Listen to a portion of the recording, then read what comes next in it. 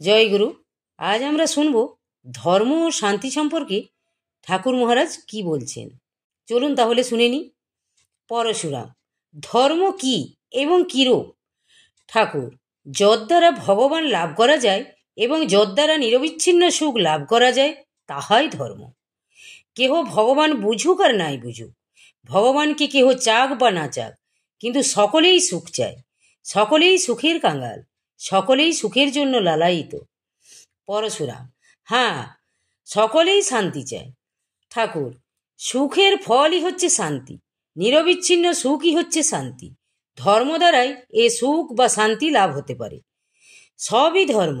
এই যে পিতামাতার সেবা করছো, সমাজের সেবা করছো, লেখাপড়া শিক্ষা করছো, এও ধর্ম। এর মধ্যেও সুখ আছে, তবে এর মধ্যে নিরবিচ্ছিন্ন সুখ নাই।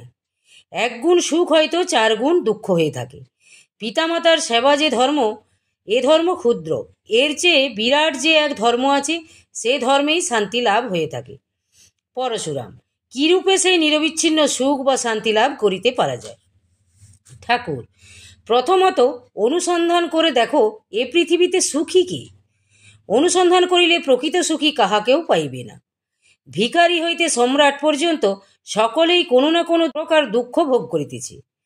দিল্লির বাদশাহগণ মণিময় ময়ূর সিংহাসনে বসিয়া এবং মখমল মণ্ডিত দুগ্ধ ফেননী শয্যায় শয়ন করিয়াও সুখী হইতে পারেন নাই। তাহারা গোলাপ জলে শৌচ করিতেন। বিলাসিতা যতদূর করিতে হয় তাহা তাহারা করিয়াছেন। জাগতিক ভোগ যতদূর করিতে হয় তাও তাহারা করিয়াছেন, কিন্তু তবুও তাহারা সুখী হইতে পারেন নাই। প্রধানত আমরা ধন, বিদ্যা, মান, যশ, খ্যাতি, প্রতিপত্তি এগুলি আকাঙ্ক্ষা করিয়া থাকি। কিন্তু যাহার ধন আছে তাহার কাছে জিজ্ঞাসা করিয়া দেখো, সেও বলিবে আমি সুখী নই। যাহার বিদ্যার গৌরব আছে এবং নানা প্রকার বিদ্যা লাভ করিয়াছে, সেও বলিবে আমি সুখী নই। কোনো না কোনো প্রকার অভাব ও দুঃখ আছেই।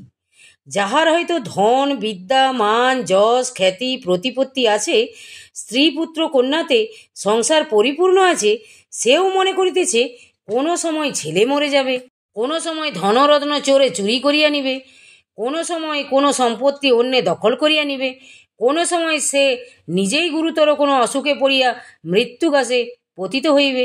এইরূপ বিবিধ দুশ্চিন্তায় তাহার উদ্বেগ অশান্তি আছেই। সুতরাং সেও সুখী হইতে পারে নাই। এইরূপ অনুসন্ধান করিয়া দেখিলে বুঝিতে পারিবে পার্থিব কোনো বস্তুতেই সুখ ও শান্তি নাই। একমাত্র ভগবানই হইতেছেন সুখ স্বরূপ, আনন্দ স্বরূপ। তাহাকে লাভ করিতে পারিলেই নিরবিচ্ছিন্ন সুখ বা শান্তি পাওয়া যাইতে পারে।